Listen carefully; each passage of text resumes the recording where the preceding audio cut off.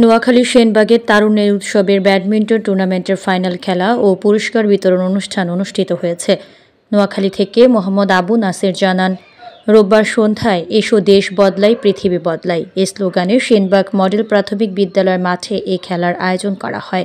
এ সময় প্রধান অতিথি হিসেবে উপস্থিত ছিলেন সেনবাগ উপজেলা নির্বাহী অফিসার মোহাম্মদ মহিউদ্দিন। বিশেষ অতিথি ছিলেন সেনবাগ পৌর প্রশাসক ও সেনবাগ উপজেলা সহকারী কমিশনার ভূমি মোহাম্মদ জাহিদুল ইসলাম, সেনবাগ ক্রীড়া সংস্থার সদস্য সচিব ও উপজেলা যুব উন্নয়ন অফিসার মোহাম্মদ খুরশেদ আহমদ বাবুল, সেনবাগ ক্রীড়া সংস্থার সদস্য আলাউদ্দিন আলো, সেনবাগ ক্রীড়া সংস্থার সদস্য আনোয়ার হোসেন, বিএনপি সদস্য সচিব মোহাম্মদ কামাল উদ্দিন, ৪ নং কাদরা ইউনিয়নের সাবেক চেয়ারম্যান ওবায়দুল হক, মোহাম্মদ মফিজুর রহমান ভিপি মফিজ, ছাত্রনেতা ইয়াসিন আলী বাবর। আরও উপস্থিত ছিলেন সেনবাগ বাজারের বিশিষ্ট ব্যবসায়ী মোহাম্মদ মোজাম্মেল হোসেন, বিশিষ্ট ব্যবসায়ী মিন্টু, প্রিন্ট ও ইলেকট্রনিক মিডিয়ায় কর্মরত সাংবাদিকবৃন্দ। সেনবাগ উপজেলা নির্বাহী অফিসার খেলোয়াড়দের উদ্দেশ্যে বলেন, যাদের জন্য আয়োজন করা হয়েছে তারা স্বতঃস্ফূর্ত ও সুন্দরভাবে অংশগ্রহণ করেছে।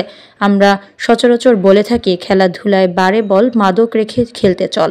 ব্যাডমিন্টন ফাইনালে ৯ নং নবীপুর ইউনিয়ন বনাম সেনবাগ পৌরসভার মাঝে খেলা অনুষ্ঠিত হয়। খেলায় সেনবাগ পৌরসভা চ্যাম্পিয়ন ট্রফি লাভ করে। উভয় দলের খেলোয়াড়দের মাঝে পুরস্কার বিতরণ করা হয়।